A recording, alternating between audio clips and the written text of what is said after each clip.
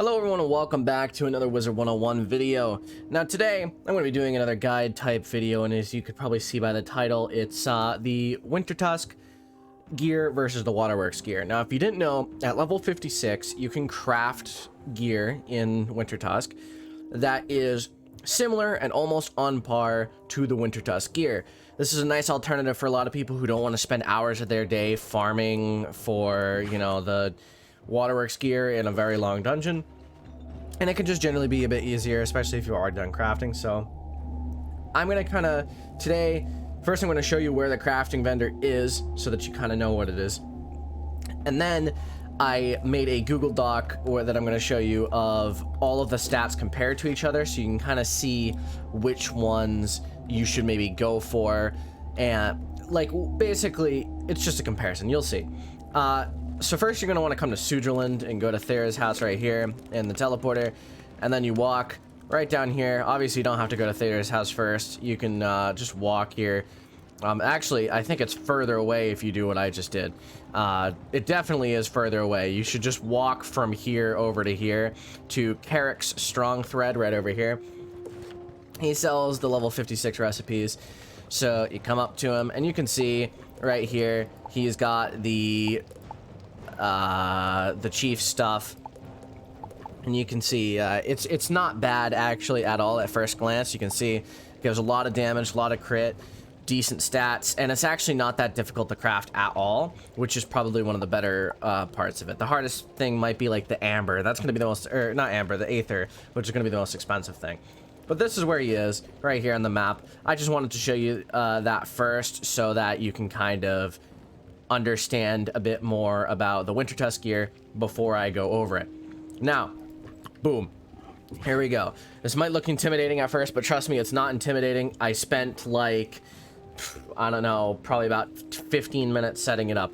Basically, I just got a, you know, I just went to a Google Doc, made a table, and compared all of the gear so you can see which one is which. And I feel like this is really helpful in displaying quite a few things. First off, you don't need to do Waterworks on all your wizards if you don't want to, because excuse me, because a lot of the Wintertusk crafting gear is very comparable to it, if not, you know, about equal. So for example, fire, if you look, it's 700 versus 650 health, 19 versus 16 accuracy, 29 versus 16. I'm not going to go over all of it, but you can kind of read it. Fire, I would actually consider it better to probably craft the Wintertusk gear, because it gives almost equal stats besides the resist, but resist isn't that important as a fire. It gives equal stats there, but also another important aspect of the Wintertusk gear that you look here is that it gives extra blades, extra traps, and an extra dark wind type thing.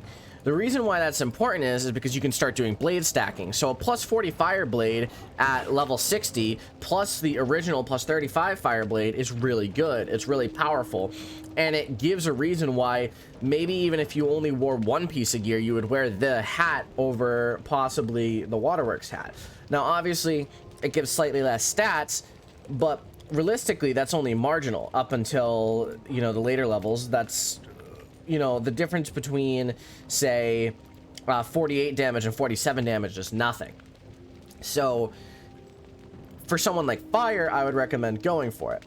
Now the ones I wouldn't recommend going for the Wintertusk gear is definitely ice, because ice could really use the 34 resist over the 19 resist the Wintertusk gives. Also, critical's a bit higher on this, which isn't true for all of them. You can see that in Wintertusk gear and some of them, it actually gives higher critical over that. So, you know, it could be useful. Storm, realistically, you could go for either one. You can see 67 versus 61 damage isn't that much, but if you're going purely damage, you might want to do that. But you can see the health is a bit more on this, and the accuracy is more. With the Wintertusk gear, you have 100% storm accuracy after wearing it, which is pretty cool. It's pretty, you know, important. Life, I would definitely consider going for the Waterworks gear, because the Waterworks gear, you can see, is just generally better in a few key points. Like the 5% power pip is pretty good. The extra 12% resist is really good, and the extra, what's that, 7% damage is actually really good as well. A few of them, it's only like a marginal increase. Well, like Myth right here, 47 versus 46 damage. Fire, 48 versus 47. But for someone like maybe Storm, it's 5% difference. For someone like Life, it's 7%. So you might not want to go for it on, you know, Storm or Life. For Death, I would definitely, it's definitely around equivalent. The 1% power pip's obviously negligible. 13% resist could be good to have, but as a death you're going to be healing back a lot, so it's not that important. And 52% damage is decent anyhow, so death is kind of a mix. You can choose which one you want to do. You can actually, realistically, you can pick and choose. You can craft the 56 gear first, do the Waterworks dungeon once, and if you get any gear, equip that. Otherwise, just continue on with your life. It's very much like you don't have to go for Waterworks gear, which I feel like at level 60, it's been generally viewed as more important to go for Waterworks gear. But the point of this video is there is cheap alternatives to Waterworks gear that are almost just as good, and in some cases better. Especially the hats. I would definitely recommend you looking at the hats for each thing, because that extra blade goes a very, very long way in a lot of battles.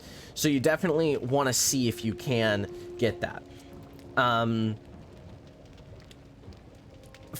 There's two left that we haven't gone over. Is Myth, which you can see realistically the Waterworks gear is better, but either way you have 100% accuracy on both, and it's really the difference really is resist.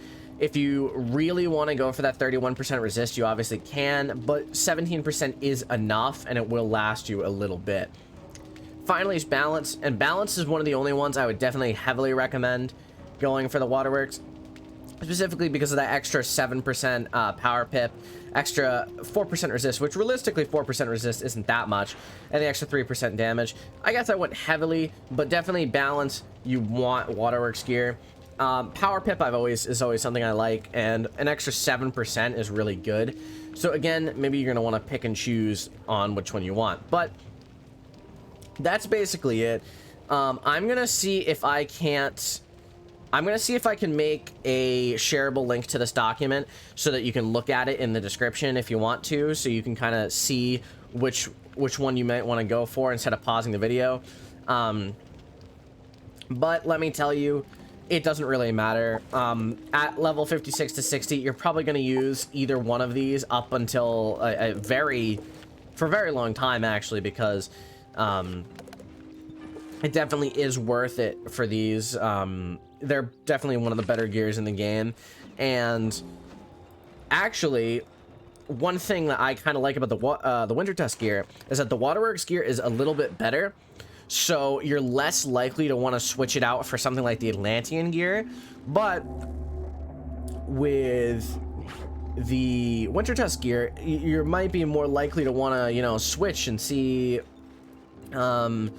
if the Poseidon gear is better as well, which is quite interesting because usually you don't see Poseidon gear at all used because it's not that good at all, but you have more potential to use something like that.